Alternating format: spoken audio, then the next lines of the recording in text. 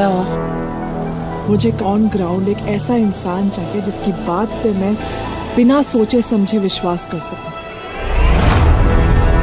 जो कुछ भी हुआ वो शायद गलत है, पर असली कहानी वहीं से शुरू होती है। तुम्हें खुद जाके ढूंढनी होगी।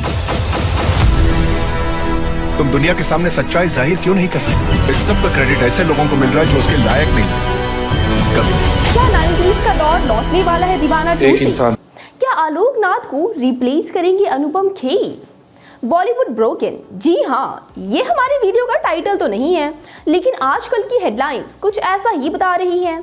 जहां बॉलीवुड के बड़े बड़े स्टार सबैटिकल यानी कि काम से ब्रेक ले रहे हैं, वहीं बॉलीवुड के प्रोड्यूसर्स अपना बैंक बैलेंस चुपचाप खाली होते हुए देख रहे हैं। ऐसे में कोई भी स्ट्रैटेजी, चाहे बड़े स्टार को कास्ट करना हो या फिर पंजाबी हिट सॉन्ग्स का रीमेक, कुछ भी काम नहीं आ रहा है। खान्स हो या कपूर्स, धर्मा प्रोडक्शंस हो या फिर Cape of Good Films, star kids हो या फिर स्ट्रगलिंग एक्टर्स, सभी के सभी फिलहाल बॉलीवुड में अपना करियर गिरते हुए देख रहे हैं। ऐसे में क्या करेगा बॉलीवुड और क्या आशा की किरण दिख पाएगी कभी? इसका जवाब तो कोई नहीं दे सकता। हम बस अनुमान लगा सकते हैं आगे आने वाली मूवीज को देखकर। पिछले कुछ सालों में मूवीज काफी अच्छी आई तो काफी बुरी भी, लेकिन बॉलीवुड में ये देखा गया है कि अगर लोगों को एक मूवी पसंद आ रही थी तो मेकर्स एक के बाद एक सीक्वल और मल्टीपल इंस्टॉलमेंट्स निकालते जा रहे थे। ऐसे में मूवी का फर्स्ट पार्ट तो कमाल का होता था, लेकिन क्योंकि ये सीक्वल इतने जल्दी और बिना किसी स्टोरी लाइन के निकाल दिए जाते थे कि ऑडियंस को समझ आने लगा कि ये बस मनी मेकिंग और बिजनेस हो गया है। जहां मेकर्स को वक्त लेकर अच्छी स्टोरी लाइन ढूंढनी चाहिए थी, वहीं रफ आइडिया लेकर मूवी बना दी जाती थी। एग्जाम्पल्स है धमाल और डबल धमाल, धूम 2 और धूम 3, रेस 2 और रेस 3, रोबोट और रोबोट 2, रॉक ऑन और रॉक ऑन 2, लव आजकल और लव आजकल न्यू, हीरोपंती और हीरोपंती 2 और ऐसे ही बहुत सी और भी मूवीज। मेकर्स ने बिना स्ट्रॉन्ग स्क्रिप्ट के मूवीज को रिलीज किया और नतीजा ऑडियंस ने भी दे दिया था। इसी वजह से मेकर्स ने एक नई तरकीब सोची है और वो है पुरानी मूवीज के सीक्वल की।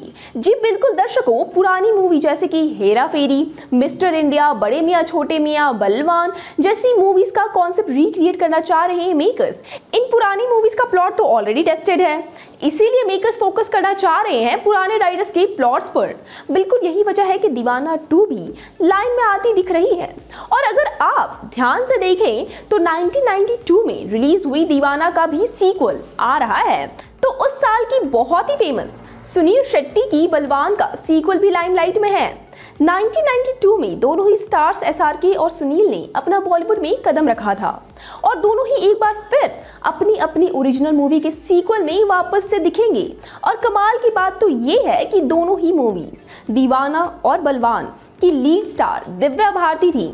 तो सवाल ये उठता है कि क्या दीवाना 2 और बलवान 2 में भी एक ही एक्ट्रेस को कास्ट किया जाएगा? और अगर हाँ, तो ये तो डेजा वू मोमेंट हो जाएगा दोस्तों। दोनों ही स्टार्स अपने फेवरेट अवतार में भी दिखने वाले हैं। एसआरके इन दीवाना 2 बहुत टाइम बाद अपना रोमांटिक अंदाज लोगों को दिखाएंगे, वहीं सुनील बलवान 2 में अपना एक्शन हीरो का अवतार। ऐसे में जल्द ही 90s का दौर लौटने वाला है और लगता है कि ऑडियंस को जल्द ही बहुत से सरप्राइजेस भी मिलने वाले हैं। अब मूवी के लीड शाहरुख खान की तो बात हो गई है दोस्तों, तो क्यों ना शाहरुख खान के फेवरेट अनुपम खेर की भी बात हो जाए। खबरें आ रही हैं कि दीवाना 2 में आलोक नाथ नहीं दिखने वाले हैं और उनकी जगह एसआरके के फेवरेट अनुपम खेर को दिया जा सकता है। ये वही सेम कैरेक्टर नहीं होगा, लेकिन मूवी में एक रोल के लिए अनुपम जी को अप्रोच किया गया है। आलोक नाथ जी 2019 से इनएक्टिव हैं क्योंकि उन पर मी टू मूवमेंट की वजह से रेप चार्जेस फाइल किए गए हैं।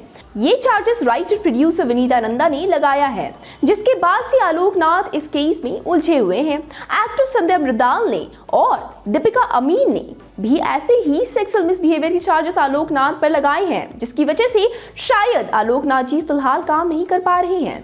अब इस केस की डिटेल्स ना देते हुए हम बस यही अब आप तक पहुंचाना चाहते हैं कि मूवी में आलोक नाथ नहीं बल्कि अनुपम खेर एक रोल में दिखने वाले हैं, जिसके लिए खुद एसआरके ने डिसीजन लिया है। तब तक अगर आपको हमारा ये वीडियो पसंद आया होगा दोस्तों, तो इसे जरूर से जरूर लाइक कर दे, अपने दोस्तों में शेयर कर दे। साथ ही दोस्तों ऐसी ही खबरों के लिए जुड़े रहे हमारे चैनल बॉलीग्रैड स्टूडियोज के साथ।